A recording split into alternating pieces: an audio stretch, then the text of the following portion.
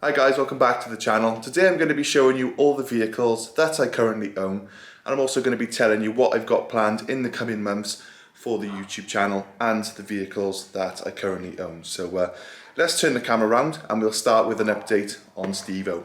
Okay, so here we are on Stevo. Now in the last video you would have seen me installing the cylinder head, checking the valve clearances, installing the cams and a few other bits and bobs.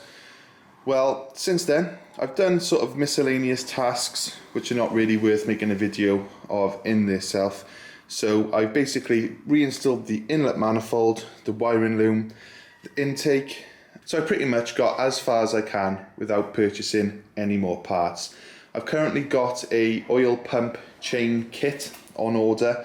I've got the timing chain kit, and generally my goal for this first phase of modifications on Stevo was to get the engine done. I don't really want to be taking the engine apart or touching the engine again. I wanted to just do it all and get it done. So that's why while the head was off, we've done the turbo, the manifold, the chains we're going to do, the cams, head gasket, rod job. We've done it all, and once it all goes back together, the engine will be done. I want to break up the build into sort of a couple of stages. So stage one was fitting the turbo and rebuilding the engine. Now once I get that chain and I can put the rocker cover and the timing chain casing back on, then we can actually drive Stevo back and forth. So what that means, I can test the work I have done. I can also then check for leaks, and I can move Stevo just in and around the garage so that I can sort of get on with other tasks which are building up, because Stevo's been blocking the garage for a couple of months now and I need to get on top of maintenance on some of the other vehicles that I've got. Now before we actually go and look at the car I'm going to be working on as soon as Stevo is running, let's just touch on a couple of questions you might have. Will the map need to be redone? Will I break the car by starting it up? No, I won't break the car because we're using the standard injectors and we're not going to be going into boost at all. The car's literally going to be driving at 1,000 or so RPM just from the point it is in the garage, maybe outside, and then we might just bring it in here. So we're not putting any load on Stevo, and as far as the ECU is concerned, not much has changed at idle or 1,000 RPM. The map will be perfectly safe to drive just back and forth in the garage. Secondly, am I going to run standard intercooler, clutches, etc.? Probably depends on my financial situation at the time. What I do know for sure is the engine is completely done now, so I don't want to be touching that once the new chain's gone in. I haven't got to crack it open, it's done. If I then at a later date want to change the intercooler piping, the intercooler or the clutches, well, that's a separate job, and I might tackle that before Stevo goes back on the road. But yeah, I'm not quite decided yet on what I'm going to do. So that's a rough idea of what I've got planned with Stevo. I'm hoping as soon as Rossport get me that oil pump chain. In all fairness, I did order it last minute, so it's not them, it's just me. I ordered it like 2 days ago. As soon as that comes, I'm going to get the engine together and make a video on the timing chain install. So there'll be a full guide on that on the channel. Now the next vehicle, once Stevo is safe to move back and forth in the garage, is going to be one of these two. The van basically pays the bills. It's what pays for all the cars. It's using the van is essential really, and the clutch is getting very, very weak, extremely weak on it now. I've tried to make it last as long as possible, but it's getting to a point now where it's just an absolute joke, especially trying to pull all the weight in it that I am. So I think I'll be doing a clutch and flywheel change on the Caddy as soon as there's room in the garage. Then when the Caddy has had its clutch changed, I think we're going to get the Legnum in. Now I know a few of you are very excited to see the Legnum, get some work done on it.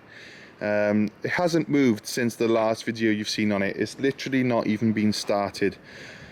So yeah, the tyre's gone flat and it's looking a little bit sorry for itself again, but I'm excited to get it in the garage and do a bit of work on the Legnum. We have the turbo in the boot, so that's pretty much what I'm going to do. I'm going to fit the turbo. I'm going to replace the turbo on the rear. This is a twin turbo, and hopefully that will fix the smoke issue that we're having. And if it doesn't, I am not sure what I'll do from there on.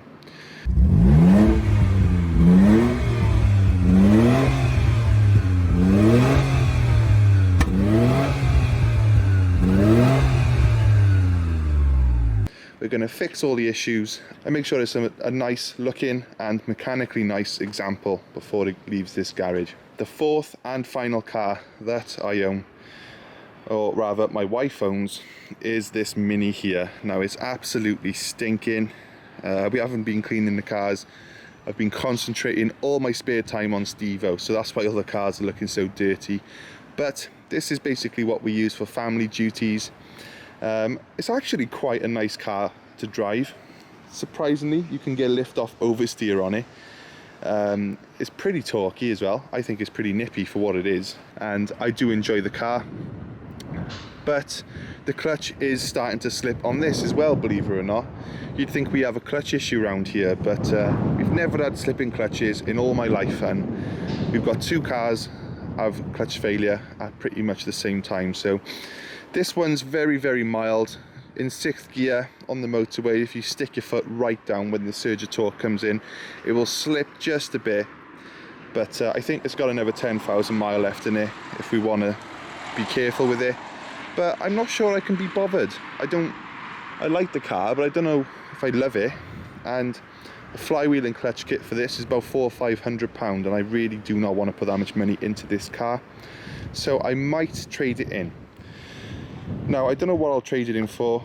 We haven't even really talked about it that much, but I don't want to put any money into it, and it's got a good trade-in value, and under all the dirt, it's pretty clean. So I'm not sure. I do like the car, so a 4-wheel drive 2-litre SD version might be on the cards. You could probably trade up for £1,500, so I'm thinking, why spend 500 quid on a clutch? Just add 1,500 and get a better car. That's one idea, but I'm not sure. Now, a couple of my friends do take the mick. They say, do you even need 4 cars? Why have you got 4 cars? Well, only 2 of them are on the road. That's my car, and I use this for work. The other 2, they don't really do anything. They just sit around looking nice. So yeah, let's go back in the garage. So those are the cars that I own and the plans moving forward. Hopefully that's answered any questions you've got on the vehicles. Yes, the Legnum's still here, it's still safe, and it will be getting fixed. It might not stay around forever. It is a project car after all, so I'd like to fix it up, potentially sell it to one of you guys, and then maybe buy another old Mitsubishi that needs some work, perhaps an FTO, a GTO, or even an Evo. It depends what we get for the Legnum, but that is the plan moving forward. The Mini, I don't really want to be spending the money on it. I mean, it's a nice car, but you know, I don't really want to be putting hundreds of pounds into clutches and flywheels, especially when We Buy Any Car will pretty much give us what we paid for it. So yeah, we're in quite a good position with that. Let me know if you've got any suggestions. I do like quite a lot of cars. What car would sort of complement the channel, because at the moment the Mini, I'm pretty sure most of you guys would not be interested in a diesel Mini Countryman, so that's why we don't really see it on the channel. With Stevo, won't be long now, he will be running, so I'm really excited to see what Stevo sounds like once he's started up with his balanced internals and all the new bits on him, so I'm really looking forward to that. So let me know what you think, and I'll see you in the next video, which will probably be installing the timing chain kit on Stevo the Evo. So I'll see you in the next one. Cheers guys.